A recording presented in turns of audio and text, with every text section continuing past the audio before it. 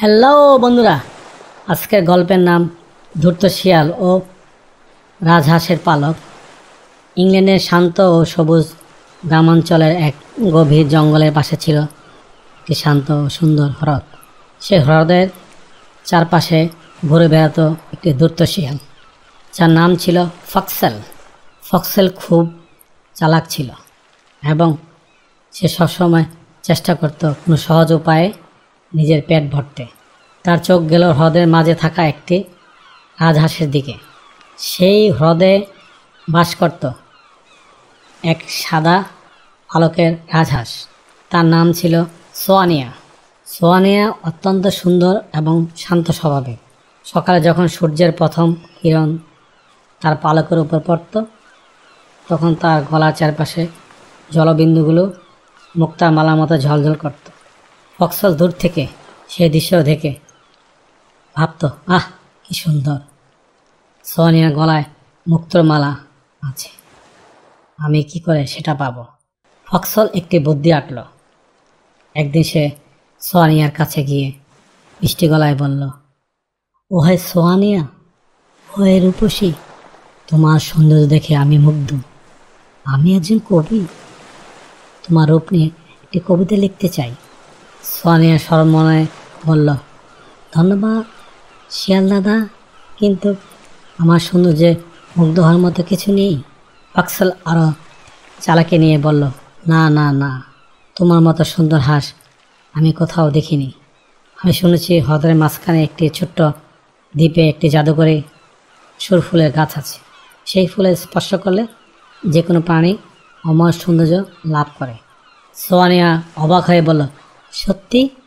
ফক্সল বলল, হ্যাঁ, কিন্তু সেই দ্বীপে পৌঁছানো খুবই বিপজ্জনক।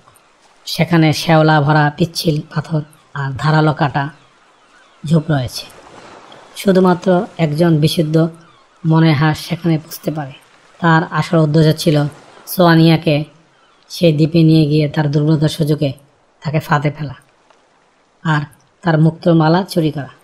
সোয়ানিয়া প্রথমে ফক্সেলের কথায় বিশ্বাস করলেও তার চতুর চোখ অতি প্রশ্নের কারণে সে সন্দেহ করতে লাগল। সে মনে মনে ভাবল, ফক্সেল তো প্রশংসা করছে কেন?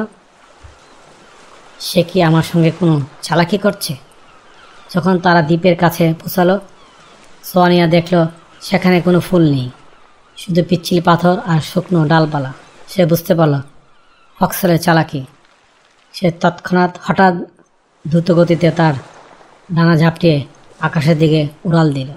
ফক্সল অবাক হয়ে নিচে তাকিয়ে দেখল সোয়ানিয়া অনেক উপরে চলে গেছে।